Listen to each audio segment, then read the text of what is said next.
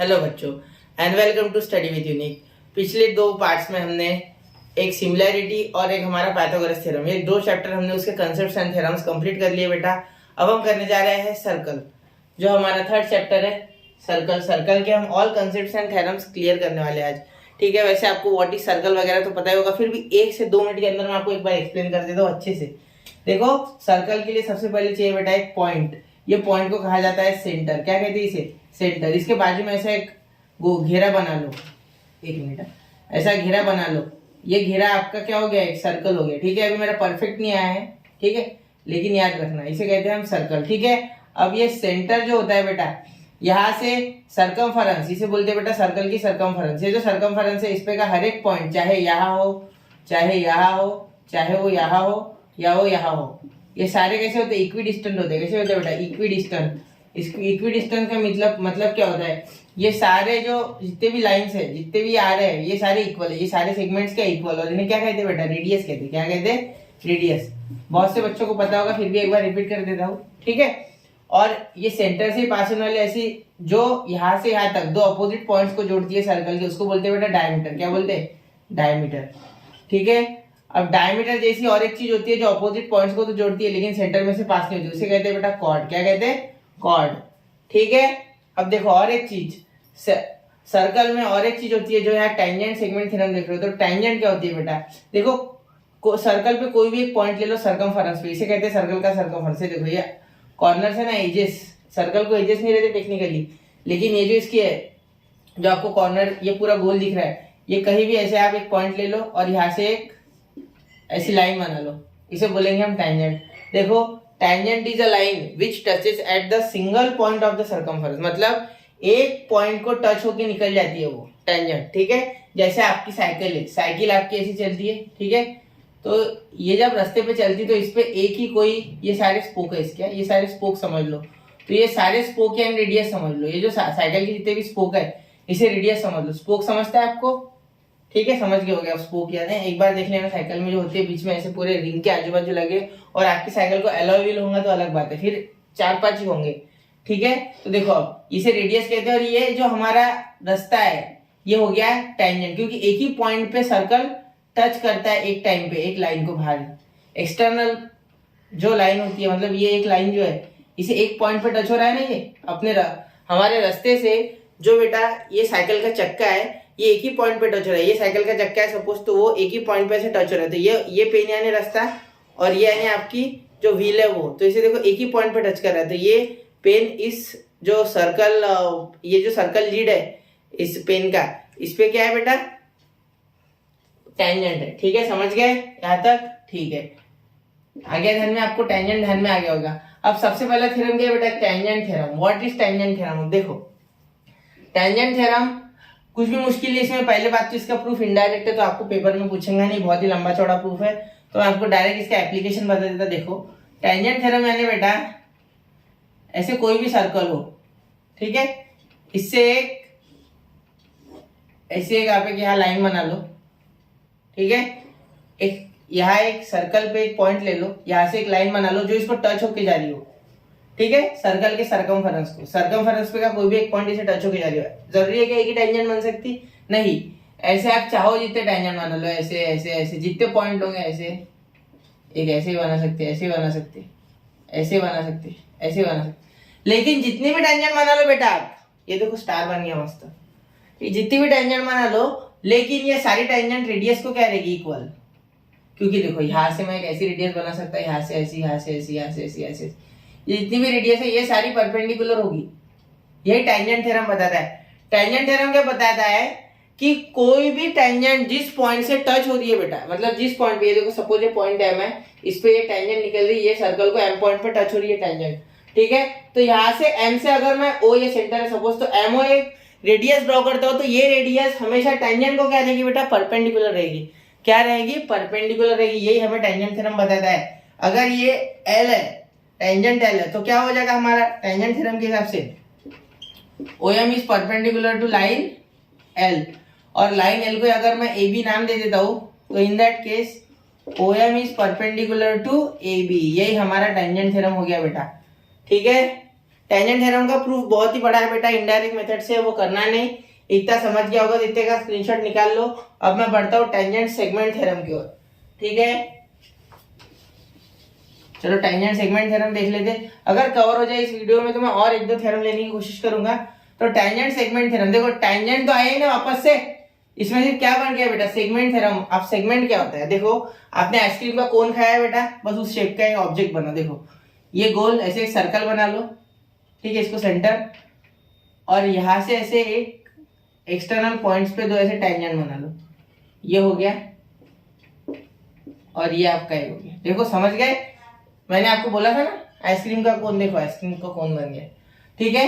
ये tangent segment theorem क्या कहता है कि ये देखो, if two tangents are drawn from the external point, external point कौन है बेटा, ये पॉइंट समझ लो एम है, ये पॉइंट समझ लो एम है, या इसको ले लो आर ले लो इसको, ठीक है, और इसे एम ले लो, इसे एन ले लो, और इसे ओ ले लो, ये जोड़ देना सिर्फ, ठीक है। तो मैंने आपको पहले कहा था कि ज्योमेट्री में जो पिछला थ्योरम होता है वो अगले थ्योरम को प्रूव करने में काम में आता है, तो यहाँ हम टेंजेंट थ्योरम का इस्तेमाल करके टेंजेंट सेगमेंट थ्योरम को प्रूव करने वाले हैं, ठीक है। क्लियर है, थोड़ा स्पीड से हो रहा है लेकिन अभी कैसे लंबा वीडियो जा रहा है, ठीक है, तो वो होना नहीं चाहिए, आपका ज्यादा से ज्यादा समय बचाने की कोशिश है, ठीक है। तो देखो अब जो एम ओ आर ये जो बन रहा है, एक यहाँ से ऐसे बना लेना, ये इसका कंस्ट्रक्शन है बेटा, ये प्रूफ करने के लिए कंस्ट्रक्शन है, ये क्यों किया क्या किया सब आपको बताऊंगा। लेकिन टेंजेंट से जो हमारा टॉपिक था टेंजेंट सेगमेंट का थ्योरम क्या है, उसका स्टेटमेंट क्या है, तो स्टेटमेंट देख लो बेटा।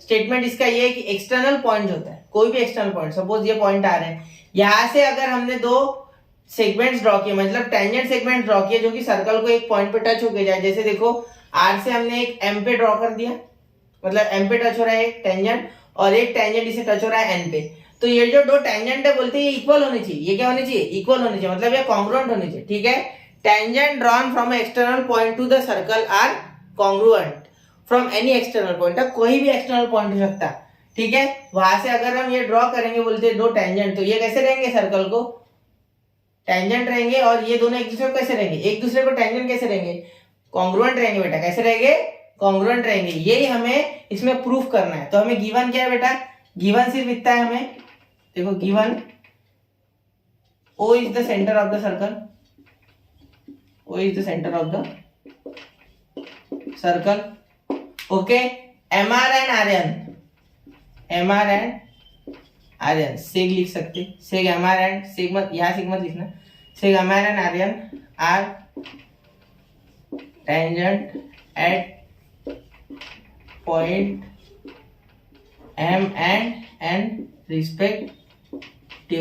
अब ये क्यों लिखा, देखो रिस्पेक्टिवली इसलिए लिखा क्योंकि एम आर एम पे है, आर एन एन पे, ये बताना है आपको, ठीक है, समझ रहे हो, इतना समझ गए, बस इतना ही गिवन है, बाकी कुछ गिवन नहीं, ये सारा कंस्ट्रक्शन है मेरा, ठीक है।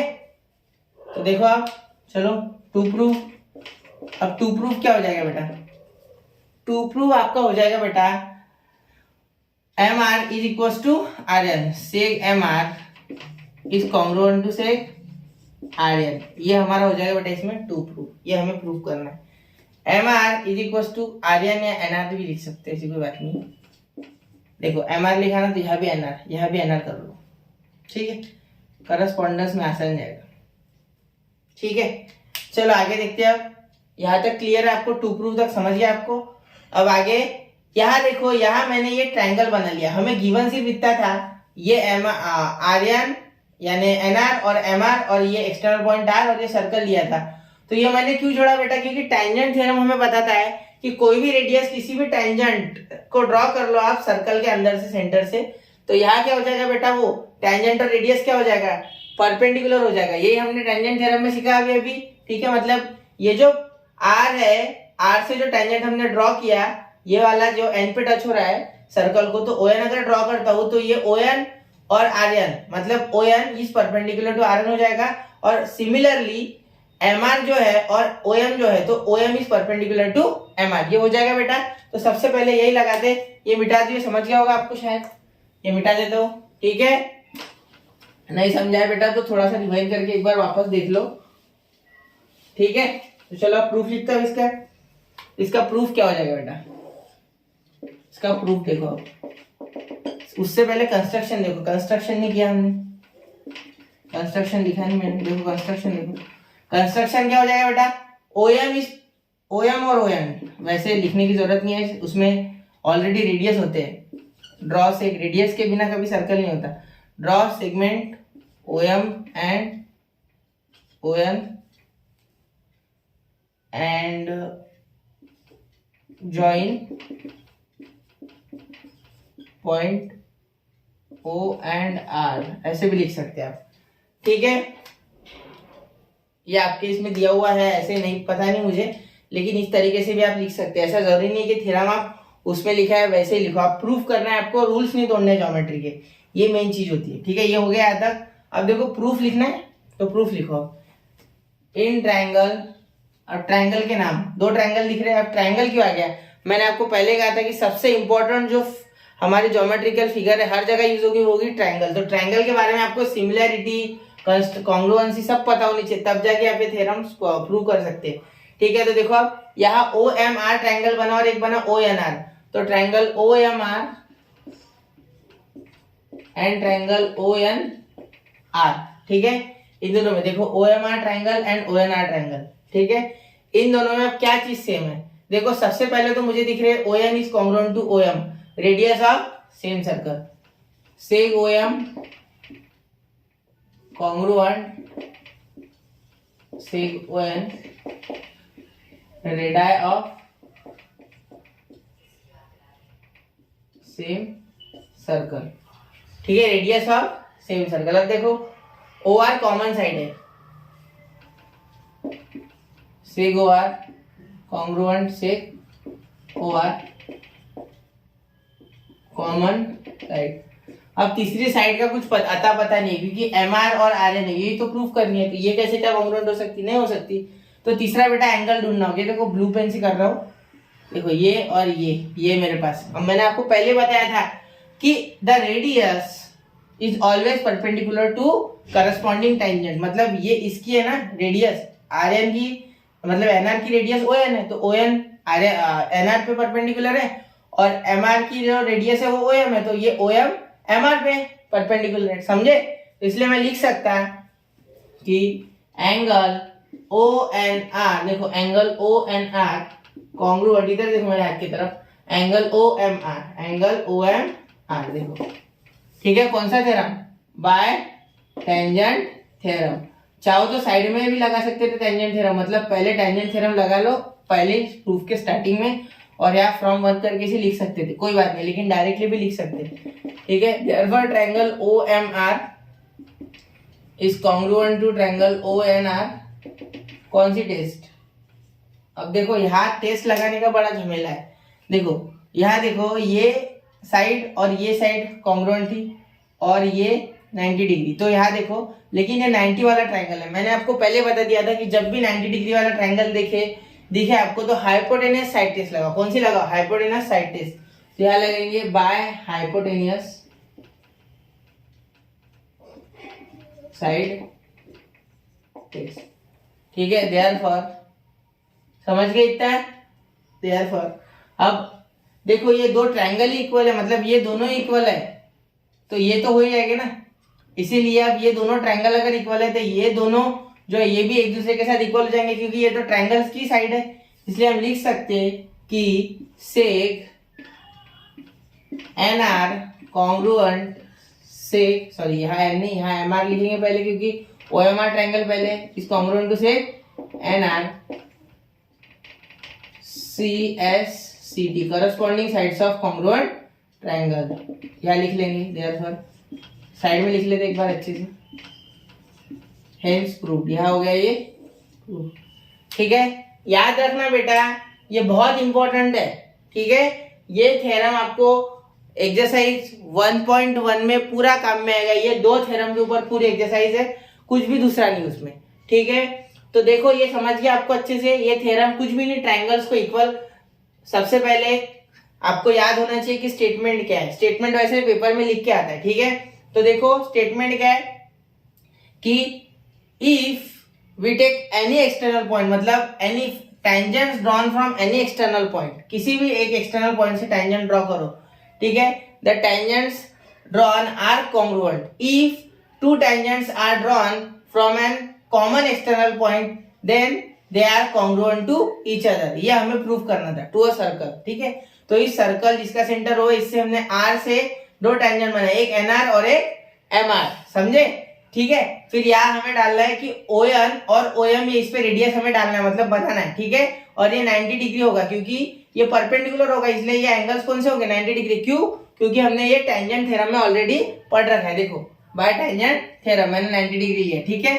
उसके बाद ये ON और OM कॉन्ग्रुएंट है क्योंकि रेडियस है, और OR तो कॉमन साइड है बेटा। कॉमन यानी जैसे आपके घर की दीवार होती है ना और दूसरे बाजू वाले के घर की दीवार, उसकी लेंथ तो सेम ही होती है जनरली, ठीक है। समझ रहे हो ना मैं क्या बोल रहा हूँ, ठीक है, समझे। तो ये आपका घर अगर दूसरे के घर से एकदम चिपक के, सपोज ये मेरा घर है और ये मेरे बाजू वाले का, प्लॉट की लेंथ सेम है, तो दोनों की ये दीवार तो कॉमन लेंथ की रहेगी ना। मतलब मैं ये नहीं बोल रहा दीवार कॉमन है, मैं बोल रहा लेंथ कॉमन है, समझे। तो ये बोल रहा मैं, इसलिए OR।